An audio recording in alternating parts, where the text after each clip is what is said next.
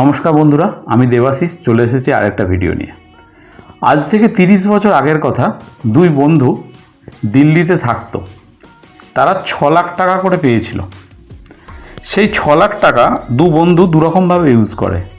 প্রথম বন্ধু একটা পুরনো বাড়ি কিনেছিল, ছোট্ট একটা জায়গা, তার উপর একটা পুরনো বাড়ি, সেটা কিনেছিল। সম্ভবত 6 লাখ টাকার সঙ্গে তাকে আরও কিছু টাকা দিতে হয়েছিল।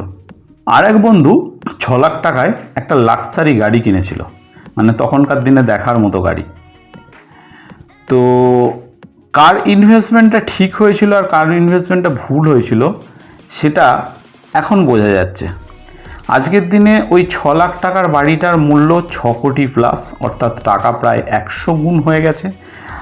আর যে গাড়িটা কিনেছিল, লাক্সারি গাড়িটা কিনেছিল, সেই গাড়িটার মূল্য কিন্তু 0 হয়ে গেছে। দুটোই ফিক্সড অ্যাসেট। অ্যাকাউন্টের ভাষায় আপনার বাড়ি আর গাড়ি দুটোই কিন্তু ফিক্সড অ্যাসেট।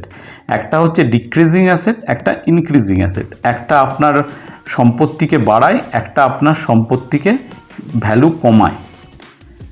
তো ইনভেস্টমেন্ট করার সময় আপনাকে ভাবতে হবে আপনি ডিক্রিজিং অ্যাসেটে ইনভেস্টমেন্ট করছেন নাকি ইনক্রিজিং অ্যাসেটে।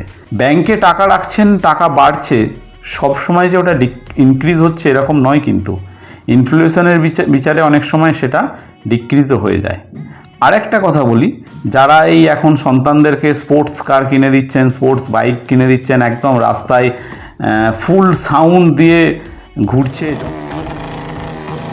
জনগণ বিরক্ত হচ্ছে, তাদেরকে বলি আসল পুরুষত্ব কিন্তু এই বাইকের আওয়াজ তোলা নয়, আসল পুরুষত্ব ব্যাংক ব্যালেন্সে। সেটা কোনো না কোনো সময় ফিল করবেন। যারা বাইকের ওরকম আওয়াজ তুলে ঘোরে তাদেরকে পুরুষ বলে না, ছাপড়ি বলে, সেটা আপনিও জানেন। ছেলেকে ফিনান্সিয়াল এডুকেশন শেখান, ফিনান্সিয়াল নলেজ দিন, তাহলে দেখবেন সে আপনার বয়সে অনেক টাকার মালিক হয়ে গেছে। থ্যাংক ইউ, ভালো থাকবেন।